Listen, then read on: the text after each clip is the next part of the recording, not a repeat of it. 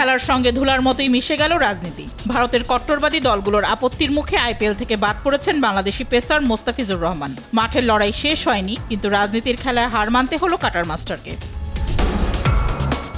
Mustafiz IPL থেকে বাদ, তাই ক্ষোভে ফেটে পড়েন সমর্থকরা। বিভিন্ন সামাজিক যোগাযোগ মাধ্যমে আসতে থাকে ভারত বিরোধী পোস্ট। ফেসবুক পোস্টে ক্ষুব্ধ প্রতিক্রিয়া দেখিয়েছেন অন্তর্বর্তীকালীন সরকারের যুব ও ক্রীড়া উপদেষ্টা আসিফ নজরুল। পোস্টে উল্লেখ করেন, ভারতের ক্রিকেট বোর্ড উগ্র সাম্প্রদায়িক গোষ্ঠীর চাপে কলকাতা নাইট রাইডার্সকে নির্দেশ দিয়েছে মোস্তাফিজুর রহমানকে দল থেকে বাদ দিতে। পোস্টে আসিফ নজরুল বিসিবিকে নির্দেশ দেন বাংলাদেশের বিশ্বকাপের ম্যাচগুলো শ্রীলঙ্কায় আয়োজন করার ব্যাপারে। এছাড়াও তিনি তথ্য ও সম্প্রচার মন্ত্রণালয়কে অনুরোধ করেছেন বাংলাদেশে যেন আইপিএল রোজকার সাধারণ খাবার এখন হবে অসাধারণ। প্রাণ স্বাদের মশলা, স্বাদ বাড়ায়, ঘ্রাণ ছড়ায়। প্রচার বন্ধ করা হয়।